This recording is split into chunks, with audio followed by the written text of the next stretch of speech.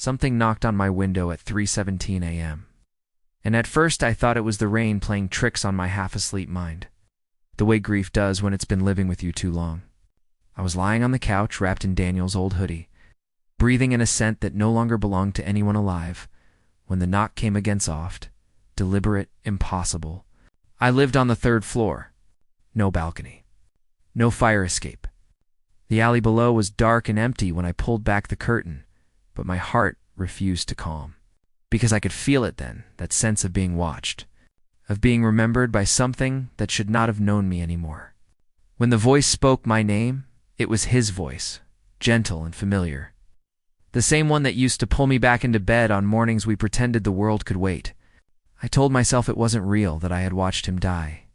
That grief had finally crossed some invisible line.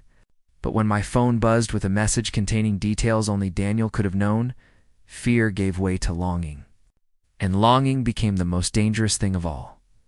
The knocking returned, night after night. Always at the same time, always with the same patience.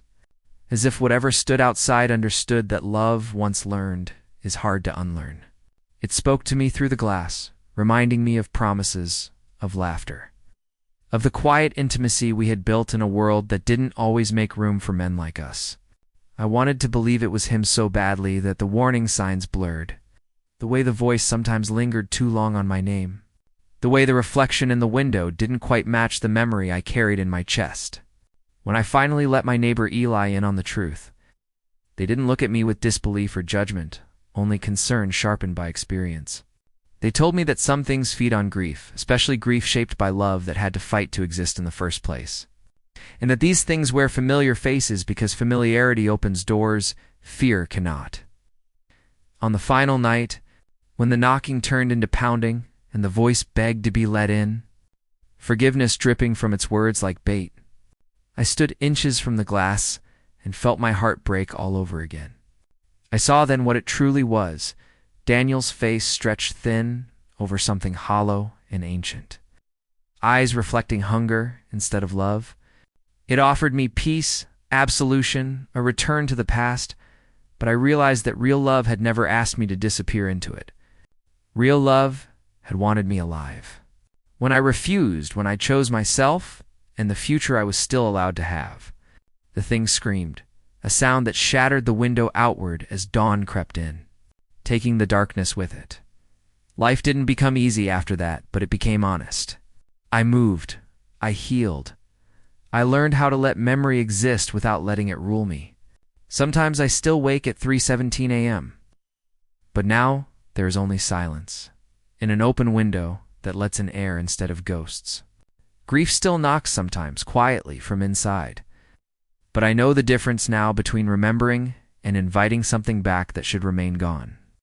Love didn't end when Daniel died. It changed, softened, and taught me that choosing to live is not a betrayal, but a continuation, and that nothing truly loving would ever need to knock from the dark and ask to be let in. The knocking grew more confident as the nights passed, no longer testing the glass but demanding my attention. And with each visit, it learned me better, mimicking Daniel's pauses, his humor, even the way he used silence to say things words never could. I stopped answering friends, stopped leaving the apartment after sunset, because some part of me feared that if I stepped too far away, whatever waited outside the window would follow, wearing his face through the city like a stolen memory. The messages became more intimate, less about coming inside and more about reminding me of who I used to be with him, how I laughed more freely, how I trusted touch without bracing for loss, how loving another man had once felt like an act of quiet defiance and personal truth all at once.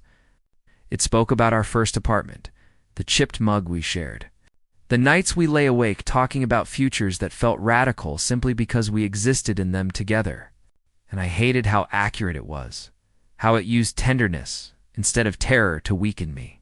Sometimes I would catch my reflection in the dark glass and see my face superimposed over his, grief blurring us into something inseparable. And I realized that what scared me most wasn't the thing outside, but how badly I wanted it to be real. How loneliness had made the past feel safer than the uncertain work of surviving forward. By the third week, The line between night and day thinned until even sunlight felt unreliable. And I began to understand that the thing outside wasn't only knocking on my window, it was knocking on every moment I had ever left unresolved. Sleep came in fragments filled with dreams where Daniel stood just out of reach. His smile warm but his eyes wrong, and I would wake with my heart racing. Already listening for the sound that had come to define my nights. When the knocking arrived, it no longer startled me. Instead, it filled the room with a terrible calm, the kind that settles in when resistance starts to feel heavier than surrender. It spoke less about the past and more about relief, about how tired I looked. How unfair it was that I had to keep carrying the weight of surviving in a world that had already taken so much from me. And those words cut deeper than any threat because they sounded like the thoughts I never said out loud. I found myself standing closer to the window each time, fingers brushing the cold glass, imagining the warmth of a hand on the other side. And it frightened me how grief had softened my instincts. How easily love could be reshaped into an invitation. It promised rest instead of fear. The night I almost opened the window began quietly, without the usual tension in the air, and that absence felt more dangerous than the knocking ever had. The room was still, the city muted beneath a thin veil of fog, and when the sound finally came, it was slower, deliberate, as if it knew I was already listening. My name followed, spoken with exhaustion instead of hunger, and I felt something in my chest give way as memories flooded in uninvited Daniel laughing in the kitchen. Daniel tracing lazy patterns on my arm, Daniel telling me that loving openly was worth every risk we took. I rested my forehead against the glass and closed my eyes, letting the illusion comfort me for a breath too long. And in that moment, I understood how grief doesn't always drag you screaming into darkness, but sometimes offers a hand and calls it mercy. The voice told me I didn't have to be strong anymore, that the fight to keep moving forward could end if I just let go. And for the first time I realized the true shape of what stood outside wasn't a monster born of shadows, but something that fed on surrender, on the quiet belief that the future was less real than the past. And that realization terrified me enough to pull my hand back, shaking. Before the latch could turn, I don't remember deciding to survive. Only the moment when something inside me finally resisted, not out of courage but out of clarity, as if love itself had shifted and was asking me to honor it differently. I called Eli with trembling hands, and when they arrived, they didn't rush me or dismiss what I'd seen, only listened and reminded me that grief is not a doorway, even when it feels endless, and that nothing which truly loves you will ever need you to erase yourself to prove it. When the knocking returned that night, louder and more desperate, the voice splintered between tenderness and rage, its patience finally exhausted. And as the glass began to fracture, I spoke aloud the truth I had been avoiding. That Daniel's love had taught me how to live, not how to disappear. The thing screamed then, a sound that stripped the borrowed voice away and revealed something ancient and hollow beneath it. And with the first light of morning, the window shattered outward, taking the darkness with it as silence rushed back in the weeks that followed.